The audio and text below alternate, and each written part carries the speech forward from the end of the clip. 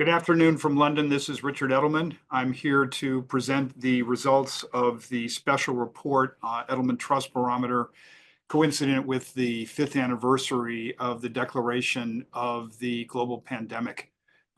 So this special report on the unforeseen impacts of COVID, I think will surprise you. So we've just been in 4 markets with 4,000 respondents. The work was done at the end of February. So it's really just out of the field.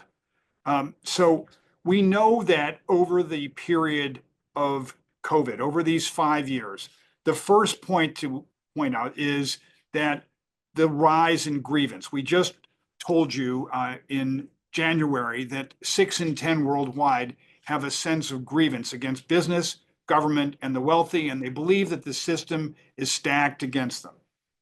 The second key point that we learned in this period is that we've seen authority dispersed. It went from top down to peer to peer.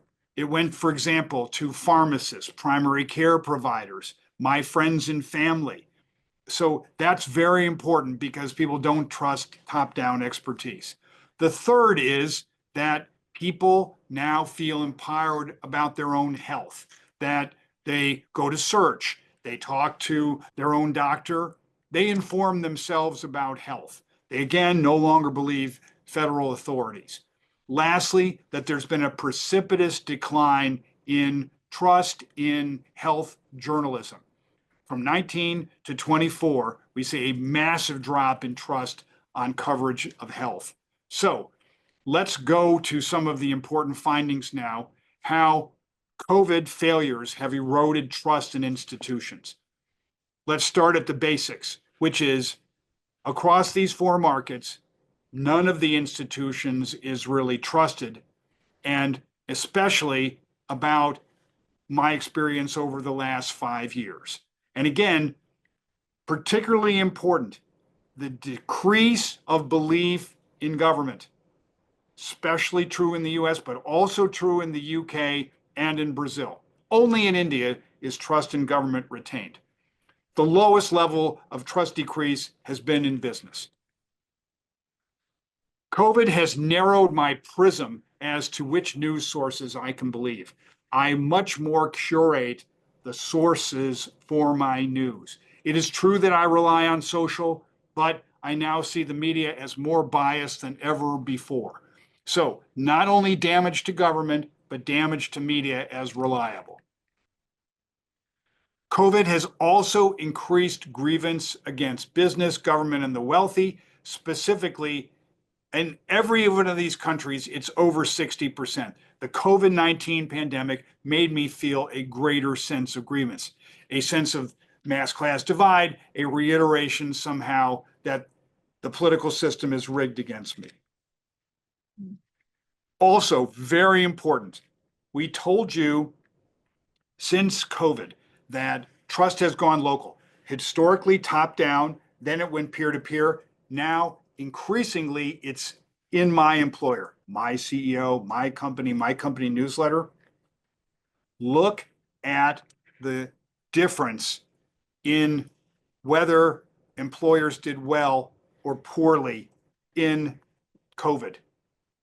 My employer does well, business not. Why do I distrust business? Specifically, it's because we believe that business used the pandemic as an excuse to raise prices, while I struggled with inflation. So in short, my concern is not about business competence, but about business ethics because of price rises. Also, what I see is if there's another pandemic, who do I trust? I trust my employer, but I don't really trust business. And I certainly don't trust government at all. Again, we go in weakened to another pandemic. COVID has also undermined science in our society. I'm very interested in Dr. Nabarro's views on this in a few minutes. Specifically, since COVID, science is less respected by citizenry. People in my country don't believe any longer in science. Look at the jump in the United States. 2/3 of people say, I trust science less. That is fatal. Also, there's a clear notion that my government makes science less of a priority. Half of Americans say it's less of a priority in decision-making process. Also, I see health authorities as politically polarized, especially on the conservative side of the equation. It's especially poignant in the United States, where 57% of people say the politicization has limited my ability to trust national health authorities. A stunning result. Similarly, look at how people select healthcare providers. Again, most true of young people. My daughter Amanda will speak about Gen Z in a minute, but look at young people choosing a doctor based on politics, not on expertise. I choose my doctor because he or she shares my political beliefs. This is shocking. It's not about expertise, it's about politics. Also, as to future pandemic response, more or less, I believe there's a massive decline in institutional power about doing what is right. Under half in the United States trust healthcare system, pharma companies, and the WHO. It's less acute in the UK and Brazil, not acute at all in India, but the US is often litmus test. Amanda, to you. Amazing. So in this section, we're going to go through some of the most interesting data, which was about Gen Z or young people. And really the headline in the prior slide says it all, which is that COVID is still very much happening for young people. So really this is indicative in a few ways. Here you can see that young adults are the most likely to say that COVID upended their lives, with nearly 2/3 of young people across the countries that we surveyed saying this. If you go on to the next slide, as a result, young adults are the most likely to harbor a sense of grievance due to COVID. Nearly half of them say they feel left behind. Over 40% say they feel angry at the rich and powerful. And nearly a third say that they feel discriminated against. Notice the biggest difference is between Gen Z and boomers. And if we go to the next slide, young adults are also the most likely to feel vulnerable due to COVID. Again, over 60% have increased financial anxieties. Over 60 or nearly 60% say that they feel lonely and isolated. This is going to be a big theme actually in our Q&A and one of the big themes that we're seeing globally. And over half say they feel depressed and anxious. And these two are very much themes that we're seeing play out in the media and among clients today. Next slide. Young adults across border, across country, are also the most worried that their social fabric has frayed. So over half of all young adults have lost faith that their country will rally together in times of crisis. This compared to 36% for boomers. And really as a culmination of all of this, because of COVID, young adults are starting to opt out of parenthood. It's nearly 20% in Brazil, 36% in India, over 1 in 5 in the UK, and over a quarter in the US. These countries overall represent 500 million people, and so this is going to have repercussions and implications for decades to come. Back to you. So the question is, are we really ready for the next pandemic? And how can we get institutions to a point where they can actually cope with the next problem? So the first of the ideas, we have to analyze what happened in COVID-19. We have to come to grips with whether government did right or wrong, whether business did right or wrong, whether the Chinese, in fact, in their laboratory did cause this disease. Just tell the truth. People need a baseline. Then we need a plan for how government would handle a pandemic. It is not accepted at the moment that government will do this well. We have to tell people where government is going to go. Also, we need to be sure that there's continued money for research, and we have to make sure that there's work across countries. No country can stand alone against emerging viruses. Further, we've got to fight misinformation. Of all the curses of COVID, this is the most profound. We have got to restrict misinformation on social media in particular. With the decision by some platforms to move away from moderation, that means that companies and governments are going to have to be much more active in monitoring and speaking out against disinformation.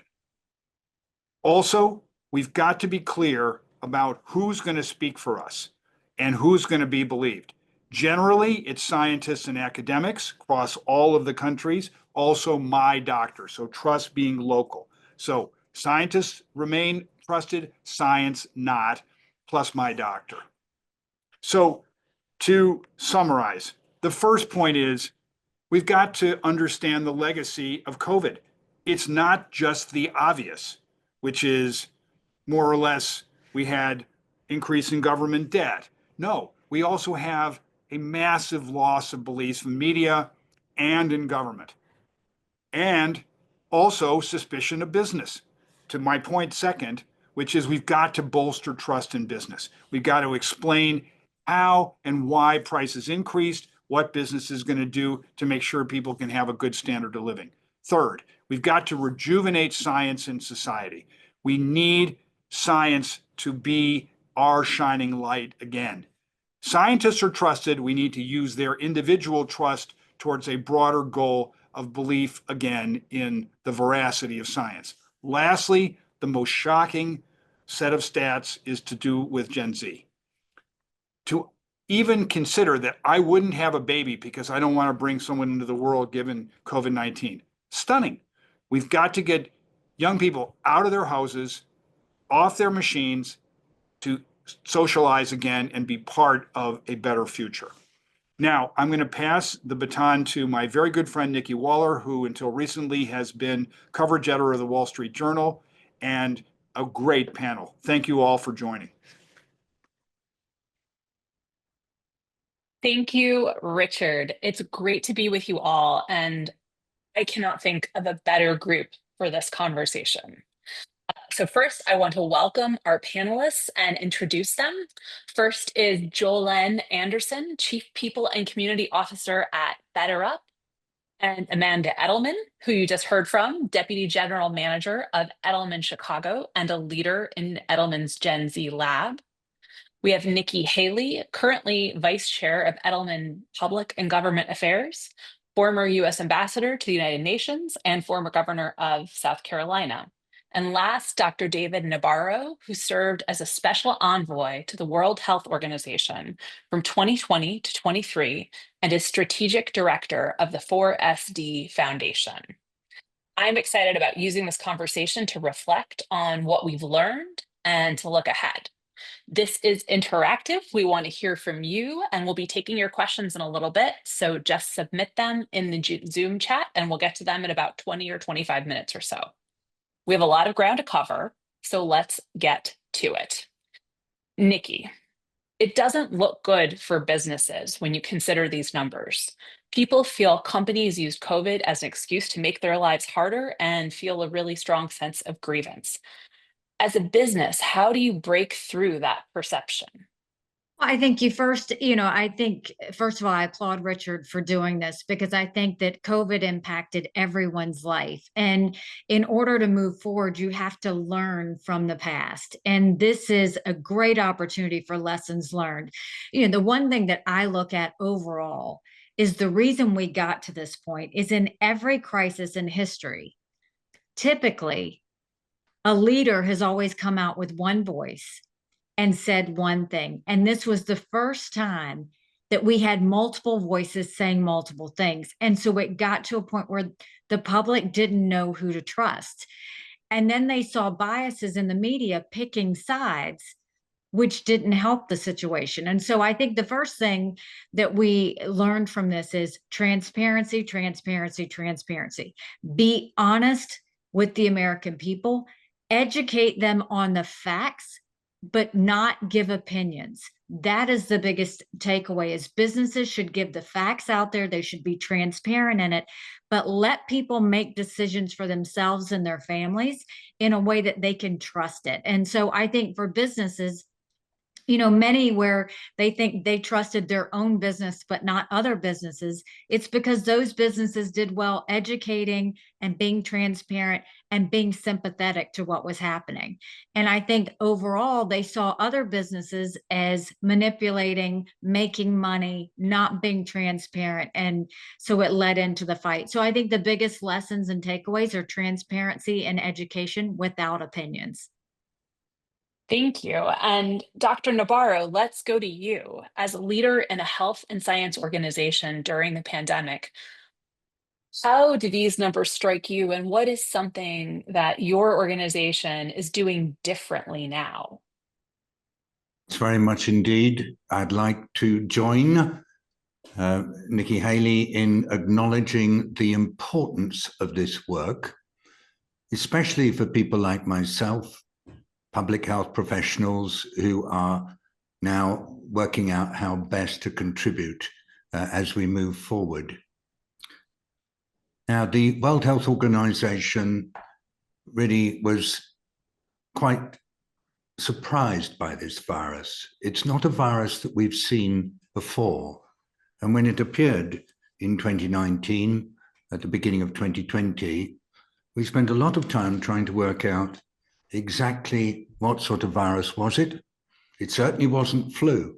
It wasn't like Ebola in West Africa. It was a new thing. And we only had information coming from a small number of countries that were experiencing the virus. And so we were very, very quickly all involved in trying to put together the pieces of the puzzle that tell us what sort of virus it has to be. I think the World Health Organization now has done all sorts of soul searching and is saying, how can we give people information more quickly? Secondly, the World Health Organization realizes that it needs to be able to communicate directly with people everywhere. After all, nowadays, people are so connected through the internet that to be relying on normal trickle-down patterns of information sharing coming from a white-coated figure in government giving you all the facts you need to know, it's not like that anymore. People get information from multiple sources. And so WHO needs to tune into that and tune into it quickly. Thirdly and lastly, WHO relies on cooperation between countries. And they don't have to do it, There's no compulsion that says countries have to share this and share that. And WHO is never going to have the power to strong arm its way into a country and start looking at what's going on in their laboratories. All the relationships between countries are based on mutual understanding and various treaties that have been developed. And WHO needs to try to rebuild the solidarity between countries so that our Gen Z friends are going to be able to feel confident that someone somewhere can give them the best possible answer. Thank you. And, the contrast here is that people feel a whole lot of trust in their employers, in their bosses. Mm-hmm. Jolen, unpack that for us a little bit. What are the top employers that you see? What are they doing right now to continue that? Thanks for the question. And, through our work at BetterUp and our partnerships in which we're helping support organizations drive high performance cultures, we see a number of things that frankly resonate to some of the advice that both Richard and Nikki were sharing for business. And the first is starting with establishing a culture that really encourages honest and transparent communications, making sure that they're engaging employees around what's happening at an organization. The second is having listening systems and environments. Again, creating those feedback loops, those opportunities for employees to give input and feel listened and heard to.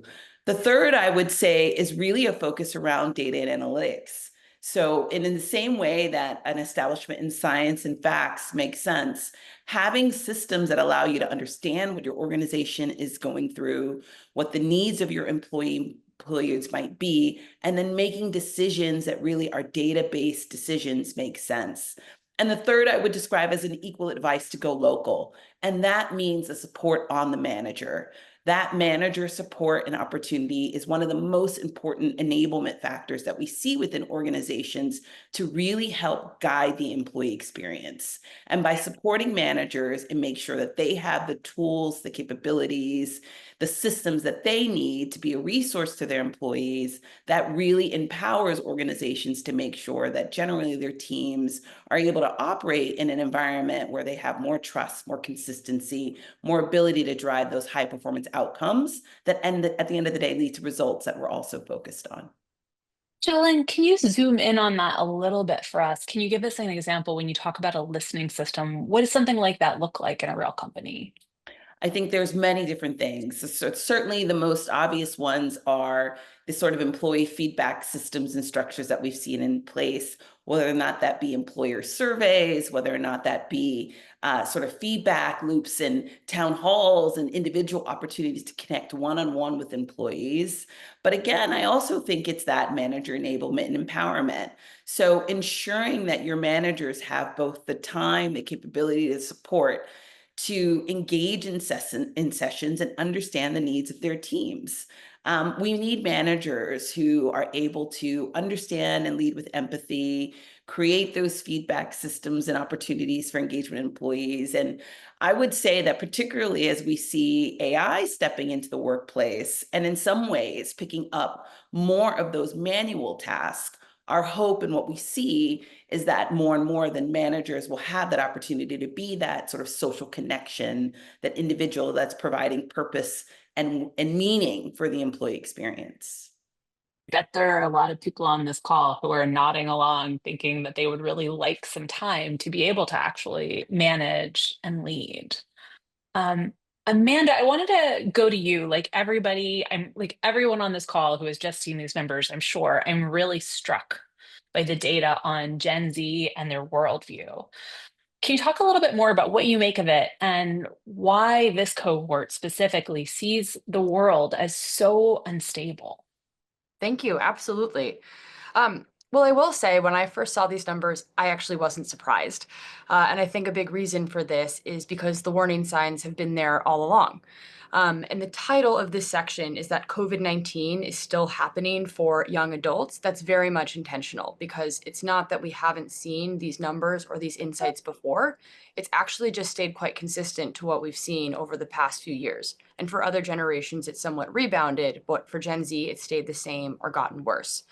And I know your sort of, Nikki, your call to us was really to make this forward facing and very practical, but I'd actually like to take a step back before we go forward to sort of explain why I think this is the case. Just because I think, understanding really the problem allows us to create the accurate solution.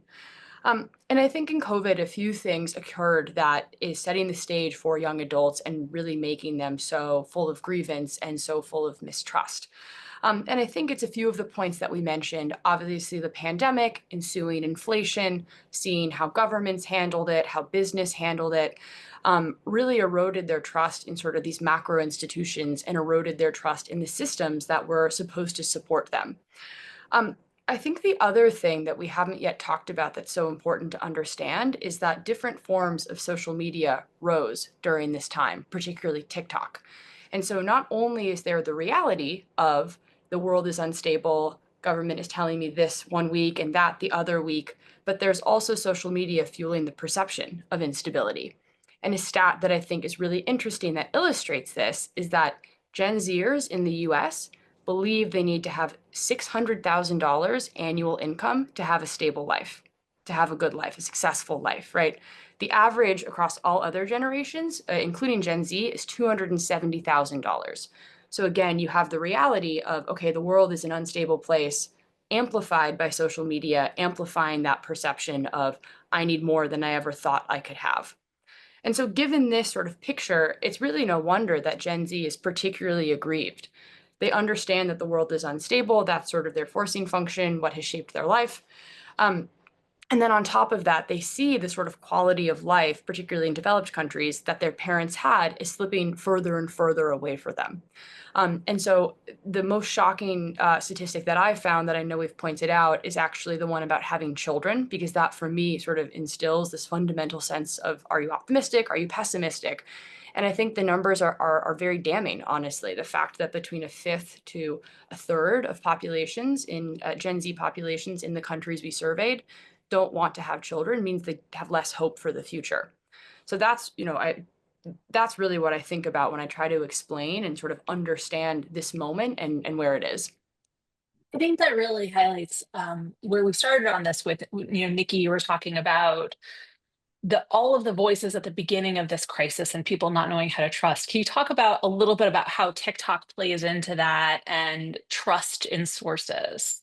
I mean, there's not enough attention that's been put on that, actually. I mean, I think that for a century, the US has prohibited foreign control in radio, in television, and that was, social media was never part of that. Well, if you look at TikTok and the controversy around TikTok, ByteDance is a company that has ties to the Chinese government. What does that do that's different from other social media?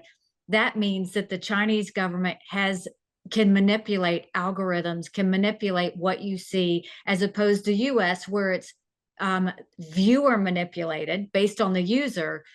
With TikTok, it's actually the Chinese government and that manipulation. So two things can happen. One is they can manipulate the content that you see. They can use your content in a way that they can create and push divisive content along with it. Secondly, the data. What people don't realize is when you have TikTok on your phone, that gives them access to your passwords, to your bank account, to all of your contacts, all of those things. This is all because China is very data driven.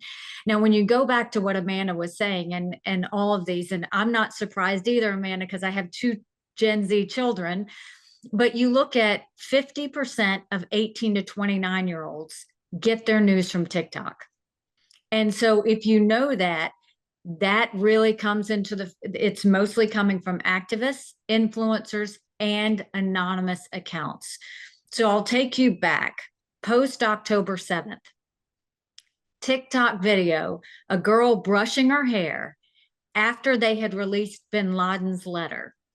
And in bin Laden's letter that came out, they said that Americans, he wrote, Americans had become servants to the Jews. Well, all of this exploded, and you see this girl brushing her hair, and she says, when you read Osama bin Laden's letter to America and you realize you've been lied to your entire life.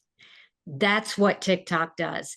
China ran this influence campaign called Spamiflage, and basically what it did was it would go and put out information meant to be politically divisive on things like race relations, gun control, Israel, anything targeting American voters. There was one video of Joe Biden that was fake that got 1.5 million views. And so it's the largest mass influence platform in history. And now assume it's being weaponized. It's not that you can't have TikTok, but you can't have it Chinese owned. And so to give an example, the Center for Countering Digital Hate found that new TikTok accounts were shown self-harm and eating disorder content within minutes of scrolling. So when someone signs on to TikTok, they saw a suicide-related video pop up in 2.6 minutes. They saw an eating disorder video pop up in 8 minutes. And so this is what they're seeing is happening with TikTok. And if that is not enough to let America know we should be concerned, this Chinese app is banned in China. That is something everybody needs to take away. So when you saw what happened in COVID, this wasn't organic.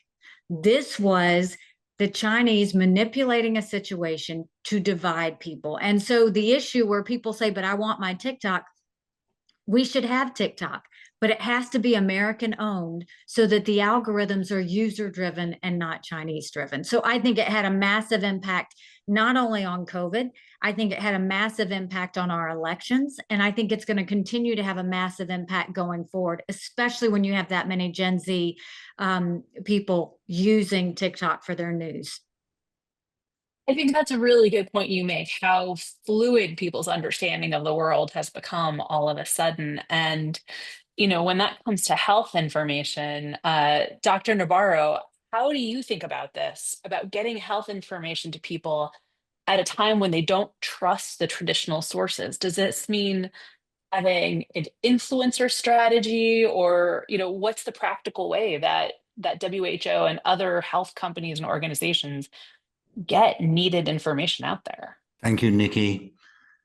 We see, when I'm trying to decide who I trust to give me health information, I ask myself, who's actually taking my interests fully into account?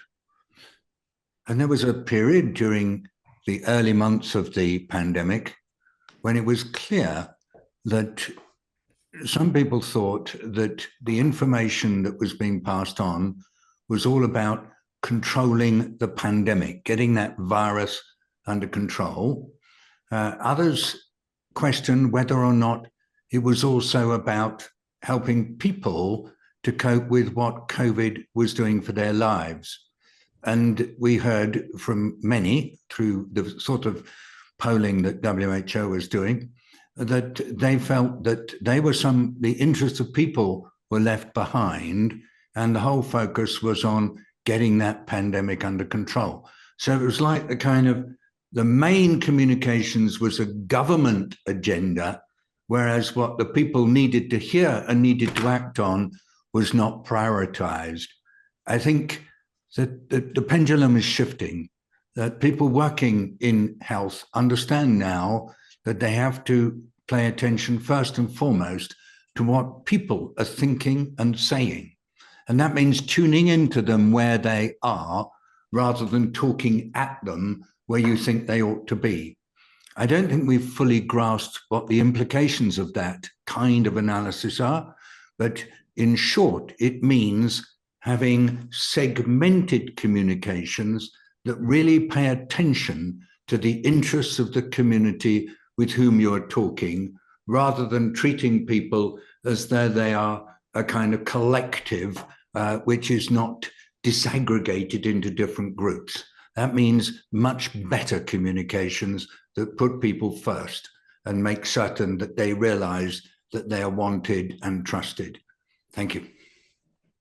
That's a great point. It's sort of something we think about a lot in media, is putting the audience at the center of our strategy and communications, and realize that there are a lot of different audiences. And I'm sure a lot of people on this call are thinking those same things in their businesses.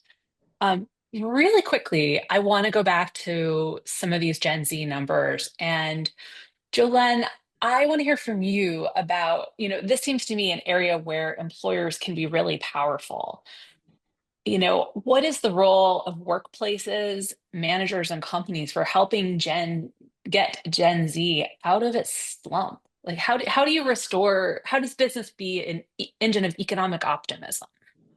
It's a great point and a great question. And I think one that employers are asking themselves and focused on, because certainly we see the crisis in terms of connection and opportunity, and even workers responding to questions like, do I want to be a manager? In the same way that the data sort of suggested young people answering whether or not they want to be a parent, we see similar responses in terms of ambition levels within organizations and whether or not people want to lean into leadership and manager roles, and having some concern when the response is no.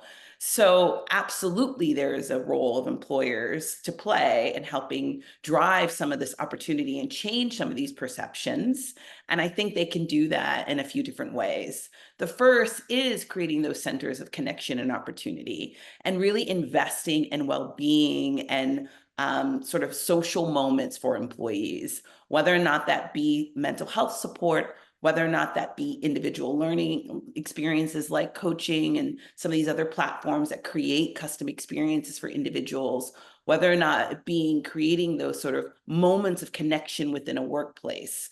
I think employers definitively have a role and are making investments in that place, with the recognition that it ultimately is better for worker productivity and sort of how we're showing up as the part of the ecosystem that's helping solve some of these issues.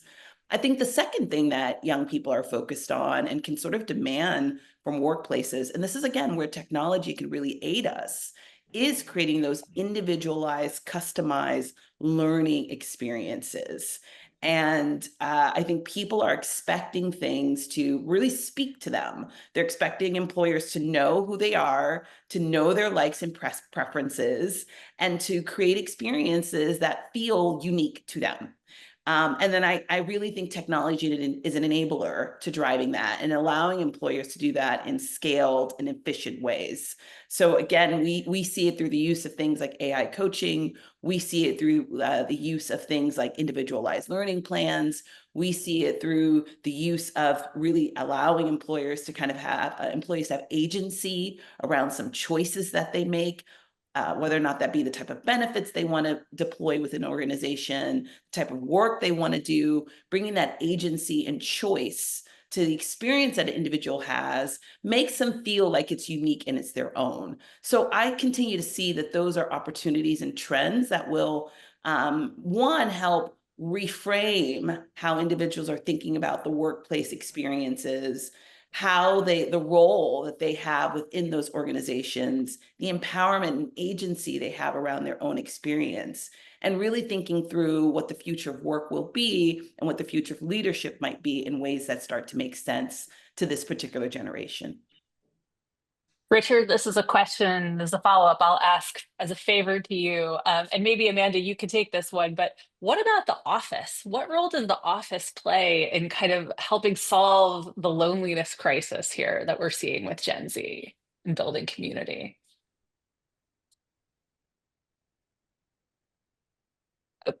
Amanda, I think you might be on mute there. I've been punted. Okay, amazing. So look, I'm very pro office, which feels like an unnuanced opinion, but I see, because of my work in the Gen Z Lab, and seeing how many Gen Zers that I work with on the day-to-day, I see the impacts, and I categorize it in two ways. I think we talk a lot about the personal side of things, which is very important, and by that I mean the sort of loneliness, the lack of community. Jolen obviously spoke quite a bit about this, but I view there to be a really important role for the office from a Gen Z perspective in sort of creating that community, right? Because you spend the majority of your waking hours at work. You should feel a sense of broader purpose and community. The other thing that people don't talk about is professional development. If you are not in the office, the skills that we assume people gain by osmosis, you do not gain.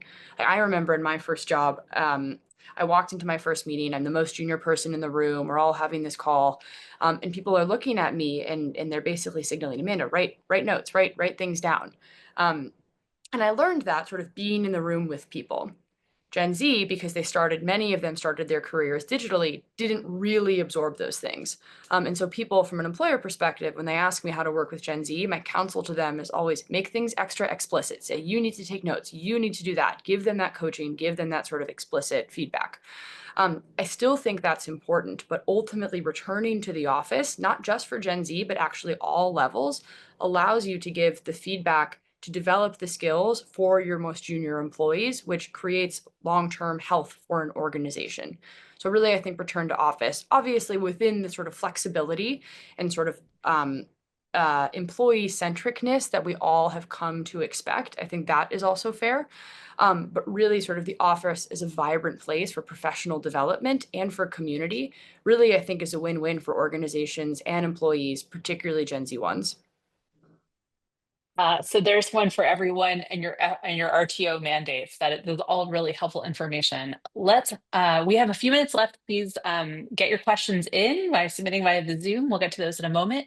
But first, I want to fast forward to the next pandemic and the next health crisis. Nikki, I would love your thoughts on how government and science could work together differently the next time we have a health emergency. Well, I think it's really important. I think first you have to look at what was the good that came out of it. I mean, the idea that the pharmaceutical companies stepped up, the idea that government knew to not loosen regulations, but to speed up all of the processes that needed to take place so that vaccines could be put forward quickly. I think that is something we shouldn't be lost on, the fact that it showed innovation from pharmaceutical companies. It showed government flexibility at a time that we needed it. And it showed to be a vaccine for those who wanted it, and it gave them a win. And so I think we saw that partnership in play. I think now it should be, how do we make sure the research and development is happening to be prepared for the next one?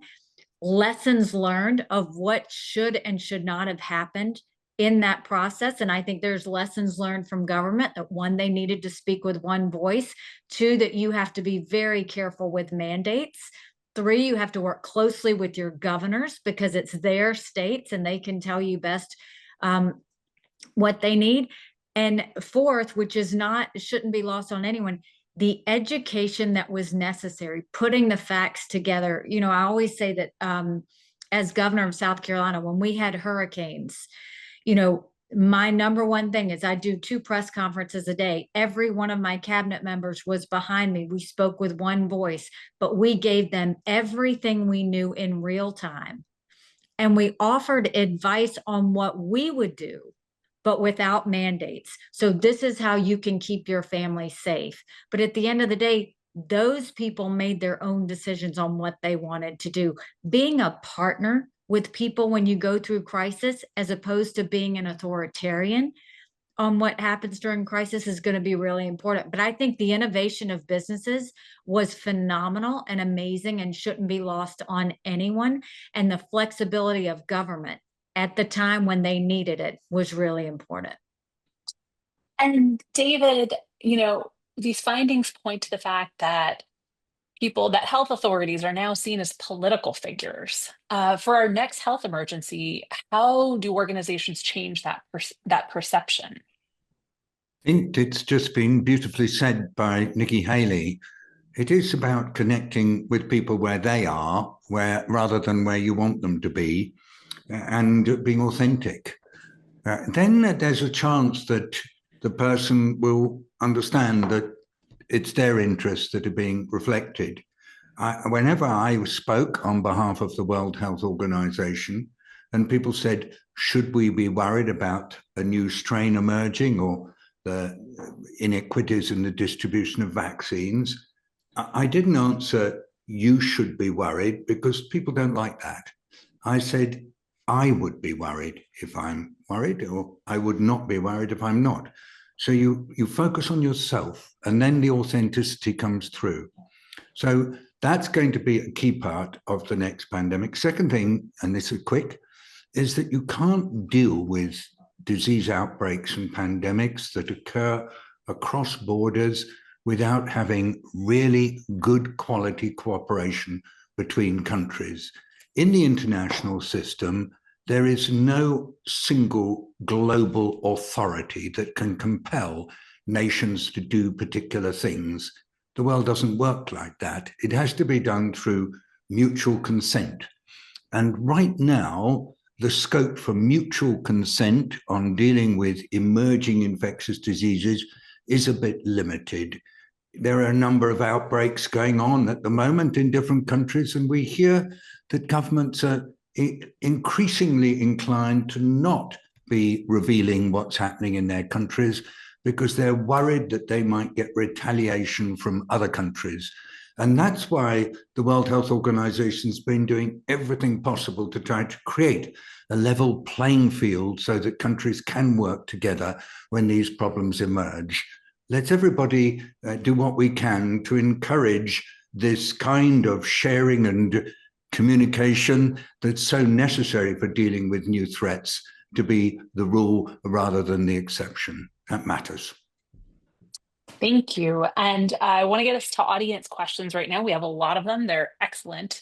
And a lot of them hit on a topic that I also have on my question list for you all, which is artificial intelligence, which is the next big disruption in our lives. It's, already happening, and there seems like obviously great potential in how we work and the things that we can accomplish. It also feels like a place where there's a lot of potential for this trust crisis to deepen.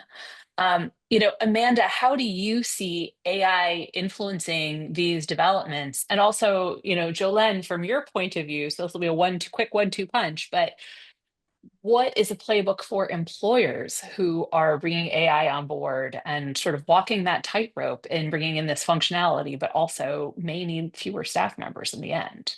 Amanda, if you want to go first, and then Jolen. Yeah, amazing. Look, so AI is the future. That is just a fact. It is going to be embedded in the way that we work, even in the way that we socialize, in the way that we think about our lives. to the extent that the internet is today, in a way that we don't even think about it. It just is. Gen Z, though, has very mixed feelings about this because it is so disruptive to their existence and to the way that they work. And frankly, the biggest mistake that I hear clients make, or people more broadly, is that they believe or assume because Gen Z is young, they are deeply excited about AI, because all young people must be excited about technology, about innovation, right? That's not the case. Gen Z, because they are the closest to it, has, frankly, the most realistic understanding for the way AI is going to disrupt the workforce, is going to disrupt their world. And so as a result, they're pretty skeptical. They're pretty on the fence. Our most recent trust data, I believe the numbers are something to the extent that about half of them are open and sort of excited for AI. The other half are less excited, less open for it. It's higher than all generations, but it's still pretty 50-50. And so what I would say is that all companies, because it's not just technology companies who are going to adopt AI, it's all companies, really need to start communicating the benefits of it. Don't just assume that people, particularly young people, believe that AI is going to help. A lot of young people actually see it as a threat. They think that AI is going to take their entry-level job. They're the most impacted. So say, right, AI is actually going to help you make healthcare cheaper, make healthcare faster, because it will improve sort of screening time and screening ability for XYZ disease. Talk about how it will reduce admin time so that people can focus on higher and more interesting tasks. I think all of these things are really important for businesses to communicate and provide a sense of hope around innovation and technological change, rather than assuming people see, the good and sort of are giving these technologies the benefit of the doubt. And I would just lean into, I think, a lot of the things that Amanda's shared and suggest that equally from a BetterUp point of view, we've done research and looked at some work with, Stanford social media and sort of AI adoption, and framed it out as sort of whether or not people have an AI pilot or passenger mindset. And pilots are the ones who are really going to lean into AI as the opportunity that it can be. Passengers have a lot more skepticism and optimism and uncertainty about what AI can do. And there's a lot on the line, to Amanda's point, in terms of employers really leaning into ensuring that they're driving mindset around AI adoption. And it can be done. It can be done. I think sometimes there's a perception that mindsets cannot be moved and changed, and they absolutely can be. The first is certainly through communication and being very transparent and specific about where the AI opportunities might be, how they can create more positive workplace experiences, and what it might mean for the future of an organization. The second is by really thinking about how you drive, as I was sort of saying, that agency and optimism point, and understanding how AI can really create experiences at scale that are going to be meaningful to employers and employees. One of the things that we see, and I certainly believe, is that as we leverage AI and really take the opportunity to get more efficient about some of those administrative tasks that none of us, frankly, would ever like to deal with, there's an opportunity to lean into being even more human, even more connected, having even more time to do the work, to be the leaders that we all want to be. And that's incredibly exciting for me. We see it as we look at deployment of things like AI coaching, of all of a sudden there being affordability and in scale and accessing resources to individuals and employees. So I think that's really exciting. I think we have to be clear about what's the opportunity. And I think we have to really be enabling that mindset where people are continually open to and curious about learning what might be next. And it strikes me this is another place where business and government have the potential to innovate together if they do it well. Nikki, can you jump in really quickly and give us a little bit of a grade on how you see the current administration's work with business around AI? Well, I think it's very bullish when it comes to AI. I think you're seeing that they're saying we want to go heavily invested. We want to make sure that the U.S. is at the top of their game when it comes to AI, and companies are responding. And I think that we're going to continue to see that. I think what's important for businesses is this is a time where you need to give AI classes to your employees, reskill them, make them empowered by knowing the information about AI.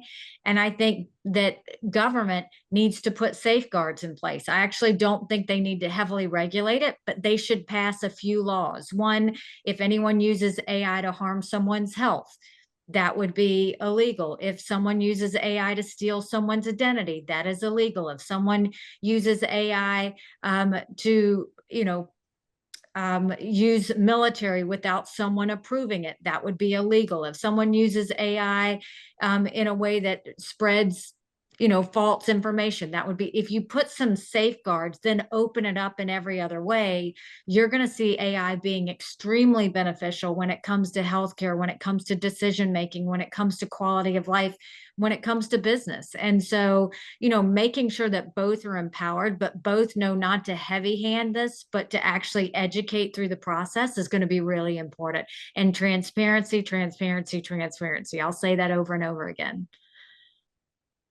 That's a great segue to the next question we have from the audience, where one of our audience members notes that sometimes an honest statement that someone made in March 2020 was seen as dishonest 6 months later as new science became available or perceptions changed. And this is a jump ball for anyone on this panel, but how do we ensure trust and transparency when facts change over time? I think what happened was that you saw opinions come into play. I think I go back to the World Health Organization. Initially, Taiwan was saying something is wrong, and no one was acting. And then the head of the World Health Organization went to China before they came back. They were critical of the US stopping flights coming in. They were delayed, and that 1 month, so much happened. Whereas if they would have come out initially, that was the initial mistrust, was why didn't the World Health Organization act sooner? Why weren't we told what Taiwan said? Why didn't anybody look at the lab? There were so many questions that I think didn't get answered. And then narratives started to get pushed that were biases. Instead of going by fact, it was going by biases and opinions. And that created all of that distrust. And so I think, again, the key is going to be, let's put the facts out there and keep the opinions to ourselves and just let people feel like they're being empowered. And, that didn't happen initially, but it can happen going forward, because those are lessons learned that I think we can start really looking at how government can do better by speaking with one voice, and how businesses can do better by educating. And we have another question. Thank you for that. We have another question here. David, I was wondering if you could take this on. What do you see, with regards to the survey, what do you see as the state of the scientific and healthcare workforce after COVID? How are they faring right now? First, on the science. Basically, this was a new virus. And at the beginning, for example, we had very good evidence that it was carried in quite large droplets that come out when you breathe, or really strongly when you sneeze. And then we saw that there were some terrible outbreaks in ships and in meat cutting plants and a number of other places that showed it was more than droplet borne. It was actually carried in the air, aerosol borne. And we had to change our understanding of the virus. As the virus advanced, so new variants emerged that, instead of causing disease in the bottom of the lungs, caused disease higher up in your respiratory tract. Again, we had to change. And that's because science is like that. Science is about discovery. Science is about testing ideas. And the reality is that facts do change, and good scientists recognize that facts change. And that's why you need to have an outfit like the World Health Organization that pulls in all the different science and then tries, with some difficulty from time to form a judgment about what the situation is. And I think that, quite honestly, a lot of folk get that. People who've studied science know that facts don't just stay static. Even over time, some of the most basic facts that we have in front of us are subject to being reassessed and occasionally revised. So we need to do a lot of work to try to ensure that folk are comfortable with that and are comfortable with universities and international organizations that contain people who are driven by values and keen on transparency, who are prepared to say, we've changed our position now because the facts are different. Thank you. Thank you. Well, one last question before I hand the mic back over to Richard. We've said a lot here, and there's been a lot of wisdom about communicating with humility and transparency. And this, Nikki, this one's for you. How do you view the role of people who are at the very top, who are spreading, might be spreading misinformation or, kind of giving oxygen to views that aren't backed by science? How do we consider that in preventing or navigating a future pandemic? I mean, it's hard. You always want the truth. You always want moral clarity as you go through this, especially through a pandemic. And so I think leaders across the world, should this ever happen again, not only should they communicate to their people, they should communicate with each other, but having that clarity. And that goes back also to the media. The media needs to be that one that asks those hard questions, that goes and calls out the facts, that puts that out there. That's what we always hoped the media would do. And I think, as we go, we've got to get trust in government again. We've got to get trust in the media again, because that's what people rely on. And I think that, we can't ever excuse away misinformation, lies, anything like that. I think it's hugely important that we question it. I think it's hugely important that we hold the media accountable to question it.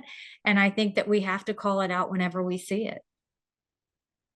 Well put, and a great note to end on. That's all the time we have. Thank you to our panelists. Thank you to all of you on the call. And now I'll hand back over to Richard to wrap us up.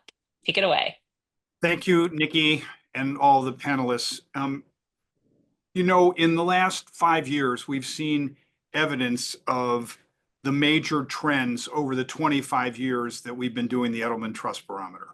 To start with, the mass class divide, because the people in the bottom quartile actually lost trust in this period, and the people in the top quartile who could work remotely, et cetera, had increased trust. So the mass class divide increased, and we are left with the consequences of deep distrust among the people in the bottom.